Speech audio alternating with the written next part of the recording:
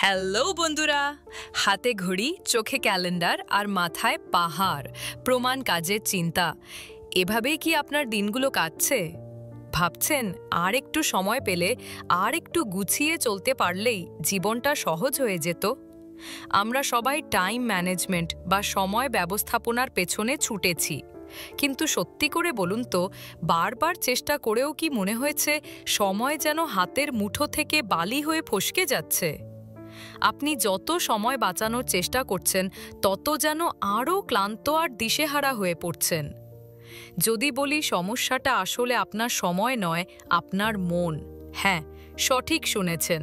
আপনার মনের শক্তিকে যদি আপনি ব্যবহার করতে না পারেন, তবে পৃথিবীর কোনো টাইম টেবিলই আপনাকে মুক্তি দিতে পারবে না। আজ আমরা জানব এমন এক দারুণ বইয়ের গল্প, যা আপনাকে শেখাবে টাইম ম্যানেজমেন্ট নয়, দরকার হলো মাইন্ড ম্যানেজমেন্ট। ডেভিড ক্যাডাভির এই বইটি আপনার ভেতরে সৃজনশীল শক্তিকে জাগিয়ে তোলার এক নতুন মন্ত্র। চলুন, পুরনো ধারণা ভেঙে নতুন পথে হাঁটা শুরু করি। Mind management, not time management. এক শহরে এক যুবক ছিল, নাম তার অর্ক। অর্কর স্বপ্ন অনেক, কিন্তু কাজের গতি একেবারেই ধীর।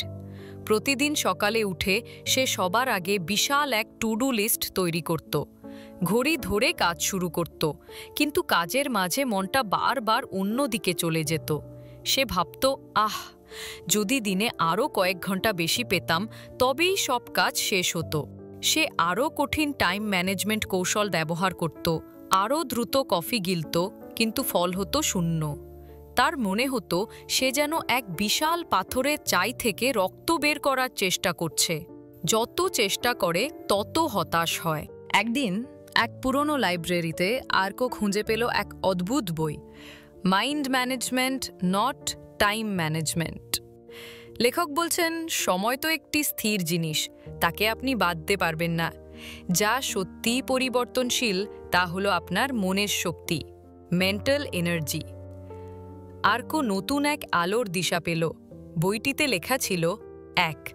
আপনার মন কোনো রোবট নয়। আমাদের মন সারাদিন একই রকম কাজ করার জন্য তৈরি হয়নি। কখনো আমাদের মন নতুন আইডিয়া তৈরি করতে, জেনারেট চায়, কখনো গভীর মনোযোগ দিতে, প্রায়োরিটাইজ, আবার কখনো বিশ্রাম, রিকভার নিতে। মনকে জোর করে একই কাজ করালে সে বিদ্রোহ করবে। তাই আর্ক শিখল তার মানসিক অবস্থার সাথে কাজের তাল মেলাতে। যখন তার মনটা তরতাজা, সে কঠিন আর সৃজনশীল কাজগুলো করত, আর যখন একটু ক্লান্ত, তখন ইমেল দেখা বা ফাইল গোছানোর মতো সহজ কাজগুলো সেরে নিত। 2. মানসিক চক্রে চলুন, রুটিনে নয়। সে বুঝতে পারল প্রতিদিন একই রুটিন মেনে চলা জরুরি নয়, বরং তার মনের যে স্বাভাবিক চক্র, মেন্টাল সাইকেলস আছে, কখনো সতেজ, কখনো নিস্তেজ, সেগুলোকে কাজে লাগাতে হবে। সে সপ্তাহের একটি দিনকে প্ল্যানিং ডে বানালো, যখন সে ঠান্ডা মাথায় আগামী দিনের কাজগুলো শুধু সাজাতো, কাজ শুরু করত না। এতে মন থেকে চাপ অনেকটাই কমে গেল। 3. প্যাসিভ জেনিয়াসকে কাজ করতে দিন। আর্ক আবিষ্কার করল, যখন সে কাজ করছে না, তখন তার মস্তিষ্ক নিজে থেকেই জটিল সমস্যার সমাধান করে দিচ্ছে। একে বলে প্যাসিভ জেনিয়াস। তাই সে নিয়মিত হাঁটার সময় দিত বা আরাম করে শুয়ে থাকত, যেন তার মন শান্ত হয়ে নিজের কাজটা করতে পারে। বড় আইডিয়াগুলো সব সময় টেবিলের সামনে বসে আসে না, আসে যখন মন মুক্ত থাকে। 4. 7টি মানসিক অবস্থা, 7 মেন্টাল স্টেটস। বইটিতে 7টি মানসিক অবস্থার কথা বলা হয়েছে: generate, prioritise, research, explore, administrate, polish এবং রিকভার। অর্কর শিখল কোন কাজটা তার মনের কোন অবস্থার জন্য সবচেয়ে উপযুক্ত। যেমন, কোনো নতুন আইডিয়া বের করার জন্য জেনারেট অবস্থাটি জরুরি, আর কোনো কাজ শেষ করে নিখুঁত করার জন্য পলিশ অবস্থাটি। এই জ্ঞান দিয়ে সে তার কাজের সময়কে ভাগ না করে মনের শক্তিকে ভাগ করা শিখল। এই পরিবর্তনের পর অর্কর জীবন পাল্টে গেল।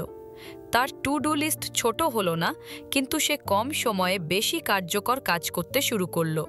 সবচেয়ে বড় কথা, সে আর কাজের চাপে জর্জরিত অনুভব করত না। অর্কর এখন বুঝল সময়কে বশে আনা অসম্ভব, কিন্তু নিজের মনকে বুঝে তার শক্তির সঠিক ব্যবহার করাটাই হলো সাফল্যের আসল চাবিকাঠি। তাহলে দেখলেন তো বন্ধুরা, সাফল্যের চাবিকাঠিটা আসলে কোথায় লুকিয়েছিল। ঘড়ির কাঁটার দিকে তাকিয়ে হাঁসফাঁস করা বন্ধ করুন। এবার নজর দিন আপনার ভেতরের মহাশক্তি, অর্থাৎ আপনার মনের দিকে। ডেভিড ক্যাডাভি আমাদের শিখিয়েছেন, আমাদের সৃজনশীলতা, আমাদের ভালো থাকা আর আমাদের আসল উৎপাদনশীলতা সব কিছুর কেন্দ্রবিন্দুতে আছে আমাদের মনের সঠিক ব্যবস্থাপনা। যদি আপনিও সেই ক্লান্তি, চাপ আর সময় বাঁচানোর নিরন্তর দৌড় থেকে মুক্তি পেতে চান, তবে এই বইটি আপনার জন্য এক নতুন দিগন্ত খুলে দেবে। আপনার মানসিক শক্তিকে চিনুন, তার সাথে বন্ধুত্ব করুন আর দেখুন কিভাবে আপনার জীবন অনায়াসভাবে আরও ফলপ্রসূ হয়ে ওঠে। সামারিটি কেমন লাগলো অবশ্যই কমেন্ট করে জানাবেন। লাইক ও সাবস্ক্রাইব করতে ভুলবেন না। আপনার পছন্দের আরও কোনো বইয়ের সামারি জানতে চাইলে সেটাও লিখতে পারেন। সুস্থ থাকুন, শান্তিতে থাকুন আর আপনার মনের শক্তিকে সঠিক পথে পরিচালিত করুন। দেখা হচ্ছে পরের অডিও বুক সামারিতে। ধন্যবাদ।